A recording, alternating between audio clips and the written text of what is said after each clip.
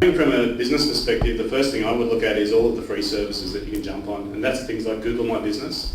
You talked a bit about testimonials or referral-based marketing before, and I think both of the speakers touched on this as well, because most people don't chase getting people to recommend them online. So things like on your LinkedIn profile, you need people saying they've done work with you and their experience.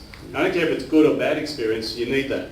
If it's all good, it looks suspicious. If someone has bad experiences, as long as you address the problem, it's good, because that means you're responsive. So definitely get onto Google My Business and make sure that that site looks okay, because it's free and everyone's got access to it. Make sure that people are putting rankings on there. So how do you make sure people go to Google Plus and add reviews? Doing them on your own website's okay, but doing them on third-party websites is better. So if anyone's in a business where there's some sort of high pages for traders, Zomato if you're a restaurant, all those sorts of things, you just need to make sure that reviews are going up there, good, bad or indifferent, because conversations mean people are interacting. So that's what I'd add. Would LinkedIn work for this? So who are the customers that you like to work with, like with personal training? I do group outdoor personal training. Okay, that's good. Is there any other profession that deals with your market that doesn't compete with you? I only really have one competitor, and that's who I used to work for.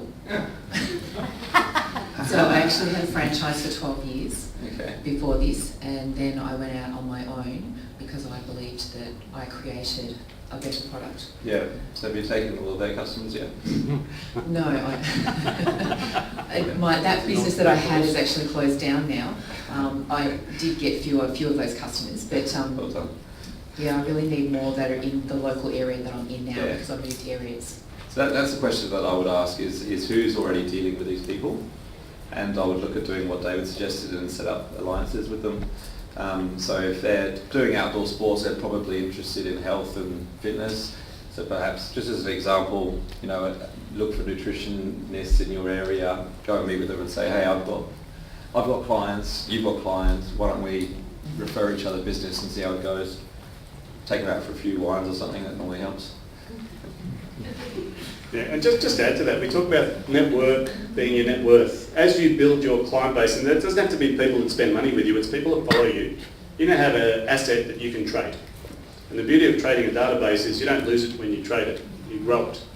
So every time your database grows, you can partner with people who are interested in getting access to that. And some people run a business purely on YouTube where they've got a channel. And all they do is they just put videos up there and they've got 300,000 followers and they make a living out of it without having any product. Because all they're doing is advertising to their followers. So anyone in this room can build followers, you just have to have something that people are interested in. So be prepared to share more information about what you do, take some short video footage, anything like that, just to get into the conversation with people as well. So I know they're quick tips and I know you didn't write anything down, so I hope you've got a great memory. Yes.